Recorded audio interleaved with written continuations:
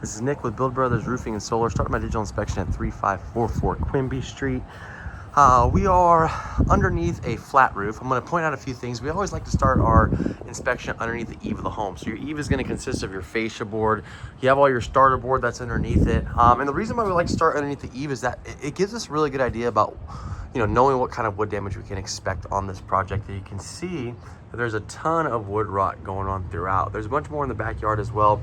Homeowner is aware that the wood is in this condition. She's going to have this house tented because of the termites. But again, it's good for any customer to understand that wood repair is the unknown variable on any roofing project, and we won't know exactly how much wood needs to be replaced until the product gets tore off.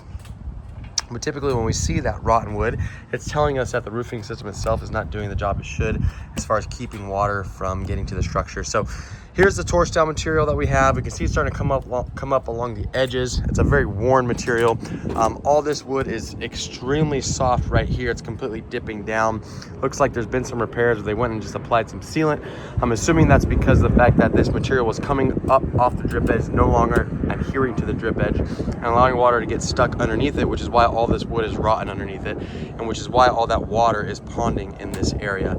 So all these granules accumulating in that spot are the sign that this is where the water accumulates. So you can see the stuff just kind of moves around. So now those granules are part of the waterproofing membrane of the torch down material itself. So we've got some repairs done on this side, and then we have the original over here on this side. This roof is in rough shape right now. There's a ton of granule loss, so you can see all these dark marks, and then you see how shiny it is. So that is the fiberglass that is showing through. Once the oils on this torch down material start to evaporate, those granules start to deplete and they roll off the roof every time it rains. They either roll off completely or they end up in areas just like this. Now, when that starts to occur, that water just sits and sits and sits over time, and it's always going to find its way into the home. So once the granule loss starts to occur, that is a telltale sign that the product has gone well past its life expectancy. Again, you can see how damaged all this wood is.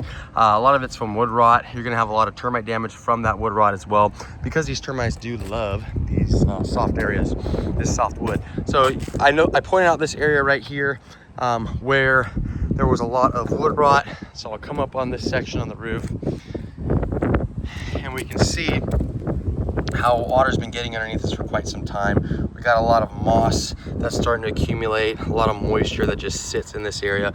So all this water is getting stuck underneath this portion of the roof whenever it rains, and then it ends up getting to the wood, and that's where we're getting all this wood damage from.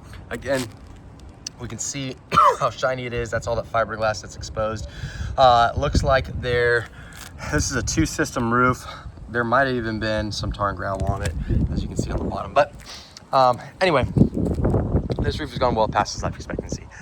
It is in need of immediate replacement. This roof has gone past any kind of repair at the moment, and we're going to need to redo it altogether, just to make sure that the structural integrity of the home stays where it needs to be. This is the newer section that they did an overlay on, and you can see it's just poor workmanship. You can see there are areas of the roof where they did not use enough heat.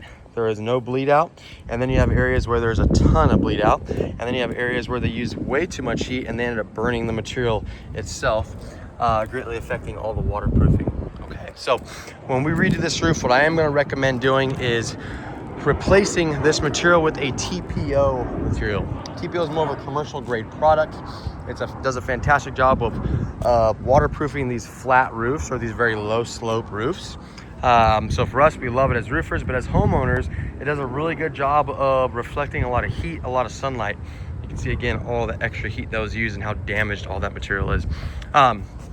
So it reflects a lot of sunlight off the property, cools the area down immensely as well. But even on this new section of the roof, you can tell that the workmanship wasn't where it needed to be, just by how loose all the material is and how it's already no longer adhering to the drip edge itself. So full tear off is what I'm going to suggest. TPO over that. We're going to replace any bad wood as we come across it. Wood repair is that unknown variable. We already know that we're going to have some fascia that needs to be replaced. We'll have to replace some decking along this section and over there as well. And then there's a good chance that we'll have to replace some of that starter board too. But again, that is the unknown variable, and I will explain that to the homeowner. But once this new roof is installed, we upgrade this to that TPO roofing material. The homeowner will have a roof that they'll never have to deal with again for the next 30+ years or so. That's it for my inspection.